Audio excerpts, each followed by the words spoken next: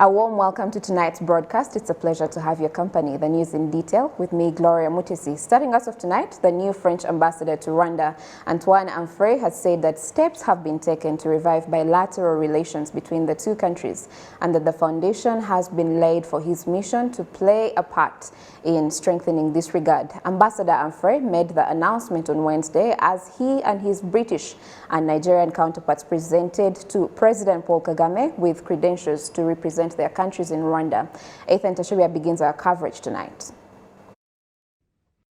It had been 6 years since France last had an ambassador to Rwanda. The last French ambassador to Rwanda, Michel Flesch, was recalled by his home government in September 2015, leaving the rest of his work to Jeremy Blin, serving in the capacity of chargé d'affaires at the French embassy in Kigali until the end of his tour of duty, following the appointment of Ambassador Antoine Amfray. After handing over his credentials to President Paul Kagame, Ambassador Amfray said that despite the difficult relationship between the two countries over the past 27 years, he hoped that the steps taken would be a strong foundation for him to build on towards good relations between the two countries. Grâce au rapport Duclerc, grâce à la visite du président Macron, un nouveau chapitre s'ouvre donc dans la relation. As a result of Duclerc's report and President Macron's visit, a new page has opened in bilateral relations between the two countries. So we are here with the entire embassy team to implement the commitments made by both sides during the visit. Of course, the expectations are high and we have great goals set before us. It is not an easy task, but I am sure that we will succeed. If you look at the new will in the politics of both countries, look at the facts including the Francophonie Museum in Kigali, inaugurated by President Macron during his recent visit, and the French Development Fund, which is set to open its branch in Kigali before the end of this year, and the French companies operating here like Barore, there is a lot we can build on and take a step forward, and in the coming years to achieve exciting results. Et on peut, je pense, en quelques années, arriver à des résultats intéressants. Ambassador Antoine Amfray also emphasizes that the relationship between Rwanda and France will be built on mutual respect, as both sides need each other. Rwanda definitely needs some partners for development, but France needs also, a new partner for its policy in Africa. And Rwanda is in this field, an interesting state to work with. Everybody who visit Kigali, is impressed. There is for sure a lot to do, probably also in the countryside. I didn't visit it yet because I arrived only on the 12th of July and there is a lockdown. But I am convinced that you have the skills, you have the needs. We have also some skills, we have also some needs. I think we need you. Another envoy to present his credentials to President Paul Kagame is Omar Talal Al-Deya, the new British High Commissioner to Kigali, who emphasized that his priority was to continue to work with Rwanda to hold a successful Commonwealth Heads of State Government meeting in Kigali next year. I think the CHOGM Summit is a really important event, and we hope that it will be able to be organized early next year. We are working very closely with the government of Rwanda on that, and I'm sure they will be hosting an excellent event. But it is a chance to bring us together to discuss a lot of the important issues that as Commonwealth partners we share, whether it's on governance, whether it's on climate, to bring us together to discuss a lot of the important issues that as Commonwealth partners we share, whether it's on governance, whether it's on climate change, whether it's on trade. So I think it's going to be a really important event, and I look forward to working with the government here on preparations. Ambassador Aishatu Aliyu Musa of Nigeria says she will prioritize the development of investment and trade between the two countries. Our discussion with the President centered on our strong and cordial relationship between the two countries. And then I reassured him of my commitment to build on what we already have, you understand. We have a lot between Rwanda and Nigeria. We have 3 strong agreements already functional now. We have the military training agreement, we have the bilateral air services agreement, and we have the TAC, Technical Aid Corps program. And right now, as I am talking to you, we're working on one called the Joint Permanent Commission already. We're talking about signing it. It will soon be signed. And under that Joint Permanent Commission, it will give us a lot to relate with, under political, economy, social, security. So many things will come. It's an umbrella agreement, you understand. So there will be a lot of benefits. All the new ambassadors from Nigeria, France and the United Kingdom will be based in Kigali. Reporting for RwandaTV News, Ethan Tashabia. Now, during the U.S.-Africa Business Summit, President Paul Kagame commended the United States of America for the move to provide millions of COVID-19 vaccine doses through the COVAX facility to be distributed in Africa. He noted that while donations would be key in fighting the COVID-19 pandemic, he observed that this is not sustainable and does not address the issue of equity. The United States is now stepping up to provide millions of COVID-19 vaccine doses through COVAX. The first deliveries have already begun to arrive in Africa. This is very positive, but donations are not a long-term solution to a global health challenge of this magnitude, nor do they address the issue of equity.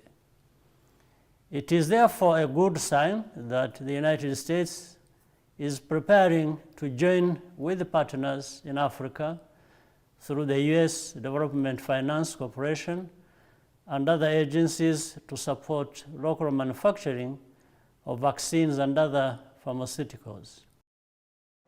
Now, President Kagame also gave examples of collaborations that have produced innovations that have impacted the entire world, like Zipline, a futuristic technology that delivers blood supplies to remote hospitals using drones, which today has not only expanded in Africa, but also to Japan and the United States. He called on the leaders to use the urgency of this moment to identify similar opportunities for partnerships, focusing especially on the young men and women on both continents who see solutions where others only see problems. We have already seen examples of how this kind of collaboration can produce innovations that impact the entire world.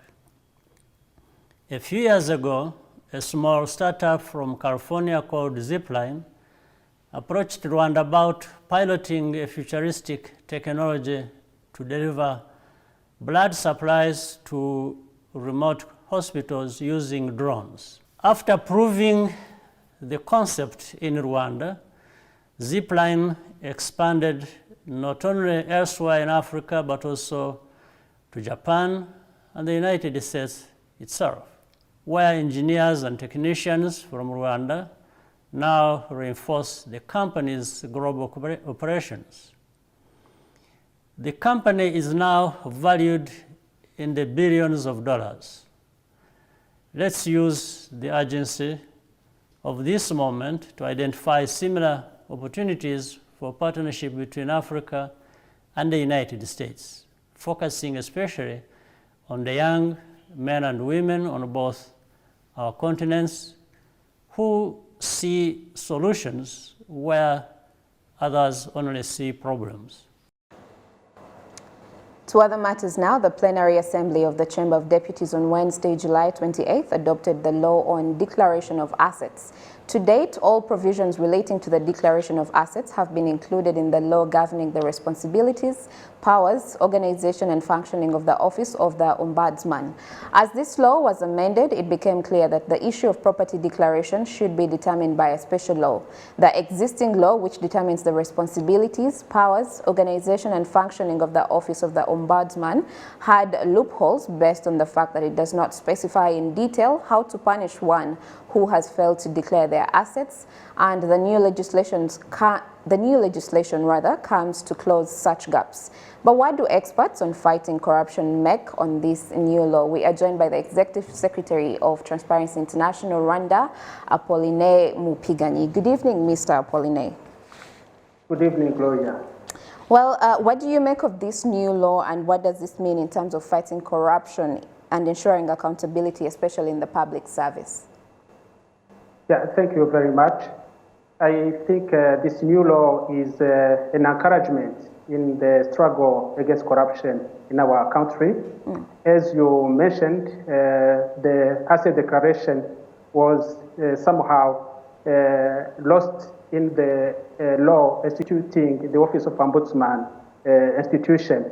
But having a separate law dealing with specific issues related to asset declaration is really encouraging. Last but not least, asset declaration law is a preventive mechanism tool. So having such a comprehensive tool which looked in a detailed way how to prevent, to punish, and even put in place ways of recovering the assets is really encouraging. Absolutely. And then perhaps from a Transparency International perspective, could you give us the current picture of where corruption stands in Rwanda and how the country can continue to improve on its rating?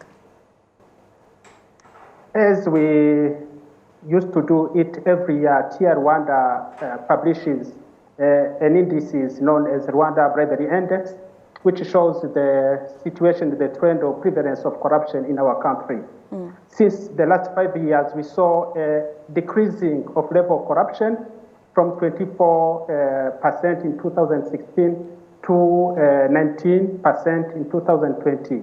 And looking to the global level, Rwanda as well is doing well, but still corruption does exist in our country, as you asked. The corruption issues is mainly found in areas where there is high level of interaction between service seekers and the providers. So if we try really to digitalize, make ICT oriented service delivery approach, I think this will help to reduce level of corruption. Absolutely. Briefly, as we wind up, Mr. Apolline, where do you find loopholes in Rwanda's fight against corruption? Yeah, the loopholes are various, and some of them are connected to our bad behaviors. Reporting is still very low in Rwanda. And in the recent research published by the Office of Ombudsman, we saw that a high level of acceptance of corruption practices, which is connected as well with what we call negative solidarity. So, but having such robust legal framework and institutions dedicated to fight corruption, but raising awareness of citizens not to tolerate corruption, I think we can mitigate those challenges, but they are the ones which are delaying our progress to achieve the Rwandan policy of zero corruption in our country. Certainly. We will leave it at that for now, Mr. Apolline Mepiganyi. Thank you so much for your time. Thank you, Gloria. Well, staying on parliamentary issues, members of parliament on Wednesday began voting on the bill to regulate collective investment schemes in Rwanda. It's a draft law that is expected to make a significant contribution to accelerating the development of collective investment. Jane Mutoni with the details.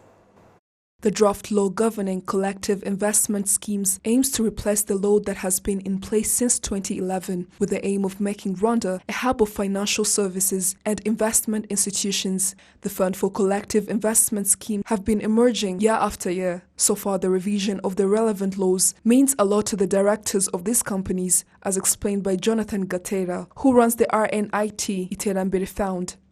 The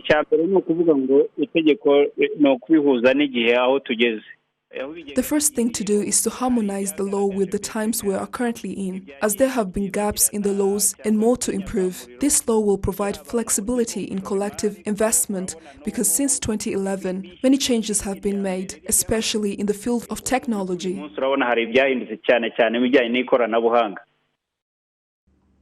The chairperson of the Parliamentary Standing Committee on Economy and Trade, Honorable Theogene Munyangeyo, says that the revision of the draft law was aimed to blend with the international laws so as to facilitate investments for both foreigners and Rwandans in these schemes, and efforts have been made to make this investment flexible for everyone. We are looking for big investors, but this law also enables small investors to invest whether as a cooperative or through other channels. They will be facilitated. Yes, we need these big investors, but also small investors can also invest. In addition to creating confidence for investors and financial institutions in investing in these joint venture funds, The economic experts point out that improving the law in this regard will also help in addressing some of the most pressing economic challenges in general. It is the confidence of investors that enables them to thrive on their own, thus helping the government fight unemployment and create jobs, and help the government boost global productivity and address other major challenges that weigh heavily on the economy of our country. As part of Kigali International Financial Center's 2017 government-approved program, Rwanda is expected to compete at the regional and global levels in attracting investment funds to set up shop in Rwanda. This will allow investors in these funds to keep their money in Rwanda, thus increasing the value of the Rwandan currency, as well as increasing the income tax in the state coffers. Jane Mutoni, RTV News. Many thanks, Jane Mutoni. To health matters now. New developments regarding COVID-19 is that pregnant and nursing mothers are now eligible to get the COVID-19 vaccines, as opposed to before when there was a concern of side effects of the vaccine. Dr. Saben Sanzimana expounds more about this by first explaining what has changed between then and now.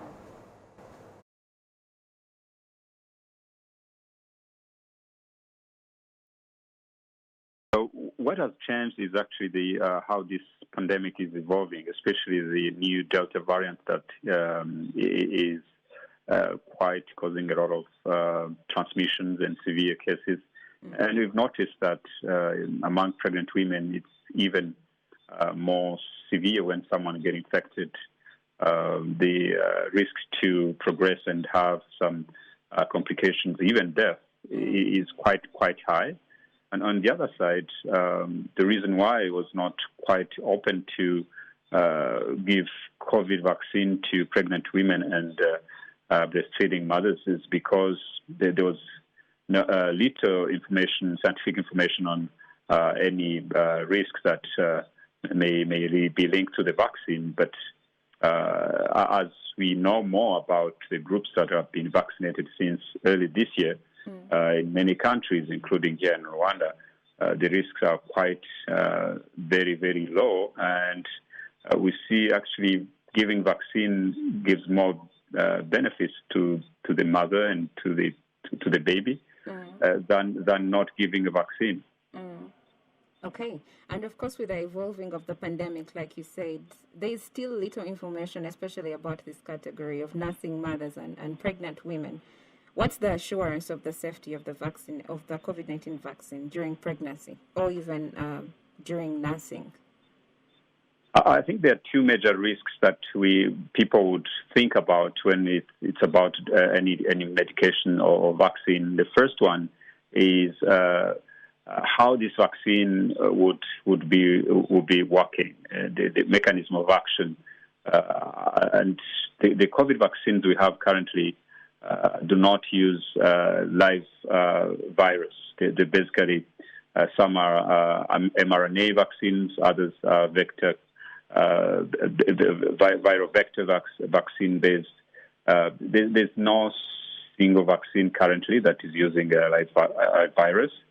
Number two is the risk that a vaccine maybe would go into the DNA of any of the cells, which is not the case for the current vaccine. So as research continues, we continue to do the monitoring and assess what happens. But almost 8 months, people vaccinating across the world, looks like the risks are quite rare. I believe there were some pregnant women, or please correct me if I'm wrong, there were some women that were vaccinated on the onset here in Rwanda before such studies were conducted. Have you received any cases, perhaps, of side effects or any repercussions of the vaccine towards these women? That's correct. We had a great number of women who decided to take vaccine in the early days when we started this vaccination, especially among healthcare workers. And we've been following up on them. And so far, we haven't seen any risk either on the mothers or their babies. We keep following and we keep exchanging also on many other who have been vaccinated in other countries.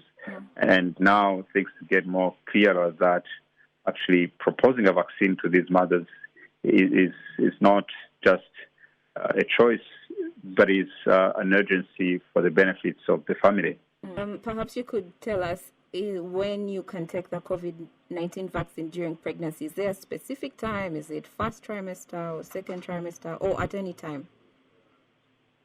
I mean, at any time, this vaccine can be proposed. I'm talking on behalf of healthcare workers that have been following up on these mothers, and gynecologists have been actually very active, saying giving a vaccine is quite important. Available data do not show really a risk to the babies. Okay, and so now with this evolving research, is there plans for this category of nursing mothers and pregnant women here in Rwanda to be included among the people to be vaccinated at the moment? The vaccines that are coming are quite few compared to the needs, but we continue to assess on how these groups can be prioritized, because it's not a big number. And among these groups, there are also others who may be at higher risk than others. I'm talking about those who, for example, work in hospitals, are getting COVID patients all the time, and they're pregnant. They have to be protected before those ones who are not equally exposed. So according to the vaccines available, I think these groups will be now considered among those that may come in the first priority if they wish to. Absolutely. Dr. Sebe, always a pleasure to learn from you. Thank you so much for your time. Thank you. Thank you. Now, the Ministry of Local Government announced the lockdown for 50 sectors on Monday, the 26th. And according to the statement, zonal lockdown starts on July 28, 2021. The southern province is one of the most affected, with about 25 sectors on the list of high infection rates. We speak to the governor, Alice Kaitesi, on measures to curb this rate of infection during the lockdown. Governor, it's day one of the zonal lockdown, and in the southern province accounts for at least half of the sectors with high infection rates. What measures have been put in place to see a drop in these infections? Thank you. I'm honored to be here talking about the zonal lockdown. As you mentioned, it is true, 25 sectors with high positivity rates have been put under total lockdown in the southern province, and some measures have been put in place to curb its spread. Among of them, mobilization using existing structures from the village level, community health workers, youth volunteers, leaders, and also public servants residing in such area. All of them are the strengthened we use to enforce those measures to control the spread of this pandemic. We also continue to follow up on positive cases management in home-based care, especially on assisting the patients on what they might need on daily basis, such as agricultural activities, water fetching, taking care of their livestock. We even advise those who stay with the patients in home-based care to observe the isolation measures and stay at home. We also use the door-to-door screening method, where community health workers on a village level do they check at every door, looking for some people who might be showing some signs of the pandemic. From there, they cooperate with health center nearby to test the suspect, and this approach enables us to trace them early enough before they get ill. Yes. Lastly, we also use other methods within the available means, such as mobile sound system, media, like what we are doing now. But we also find those who resist, and we also extend accountability to our local leaders who fail to protect their people. Thank you. Thank you, Governor. Now, most people do not have access to their daily earnings during the lockdowns, of course, and being in rural areas. What's being done to ensure there's food on the table for these particular citizens who are now at home and not? So first, I want to mention that the biggest part of the southern province is a rural area, as you say, and most of our people's lives depend on agriculture. Lucky enough, agriculture is not forbidden during this lockdown.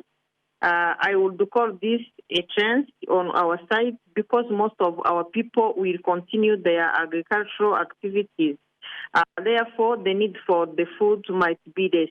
However, we expect that most sectors, especially in the cities like Nyamabuye, Hyogwe, like Ruhango, like Tumbi, Nihuye, and Gasaka in Nyamagabe, will be more affected by this lockdown, mainly on the lack of food, because some people eat as they work. We call upon the community to support their neighbors in need, but when necessary, districts are ready to support those who will be more affected. And for your information, the list of the beneficiaries are available and stand to be adjusted in case. My colleague there, Fiona Mbabazi, speaking to the Governor Alice Kaitesi about the new measures to curb the spread of COVID-19. Moving ahead, as Rwanda joined the rest of the globe to mark World Hepatitis Day, people are urged to go for early screening. Jane Mutoni explores this. The event to mark the World Hepatitis Day was attended by various people, some of whom recovered from hepatitis and are currently raising awareness, and others are those who had come to get tested for it. I kept hearing that hepatitis was dangerous, and so I decided to come here today and get tested. I was very happy to hear that there are steps one can take to prevent it, and I will continue to do so. The doctor told me that I had to take medication based on the results they had received. They put me on medication in October, and I stopped taking medications in December. They forbade me to drink alcohol and ordered me to eat a balanced diet and to eat a lot of fruit, so that helped me to properly recover.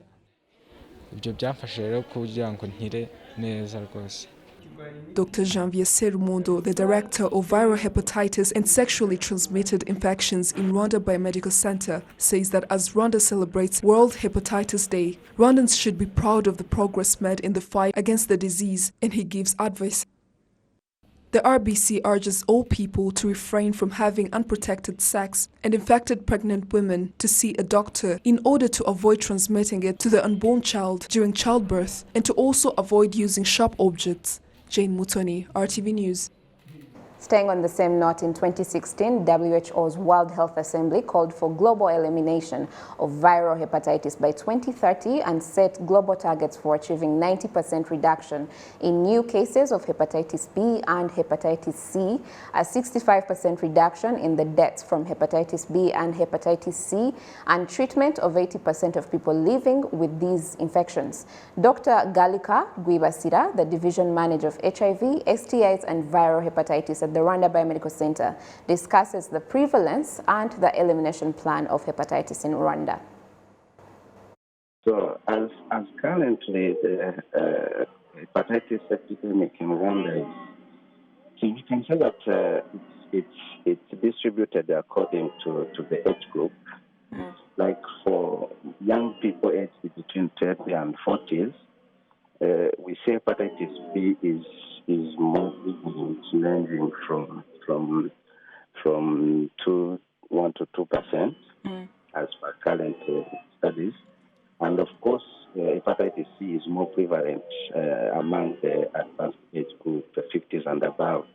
But the prevalence also is declining from 2018 to now, from 4% to between 1 to 2%. But definitely the prevalence of hepatitis is distributed according to age, and C is more prevalent in Rwanda in advanced age, and B is more prevalent in young age group, less than 40%, 40 years. In 2018, Rwanda launched a 5-year hepatitis elimination plan. What's entailed in this plan and what has been achieved so far? Mainly, we intended to screen all adult people aged 15 and above, and of course treating all positives. And of course, having treated all positive, we intended to reduce, of course, the mortality related to hepatitis C. I can just remind that before that, hepatitis was a heavy burden to the country because we didn't have treatment in country, and hepatitis to be a so much deadly disease, as you know, used to have complications to help liver cancers and cirrhosis. Yeah, so by that time, up to now, we managed to screen more than 5 million people, as I said, age 15 and above. Of course, we targeted around 7 million by that time. And among those screened, over than 50,000 have been treated with the antivirals to treat hepatitis C, of course. And other reality was to task shifting the responsibility from the to just escalate the treatment and diagnostic capacity at countrywide. Yes. And we managed to treat or to train over than 1,000 healthcare providers from who used to be treating doctors for hepatitis before the elimination launch. So by now we have the decentralization program up to the health centers, whereby we train more than at least two healthcare providers, including nurse at the center level. And regarding what is remaining, so by now we are starting from this July, like the last mile of the elimination plan, like having the target to screen the remaining less than 2 million to be screened, and this is tended by due by June next year, 2022, and of course we shall be treating all on positive, and by that we are targeting to reduce the incidence, even the prevalence of this hepatitis C, and of course having a good result to reduce mortality related to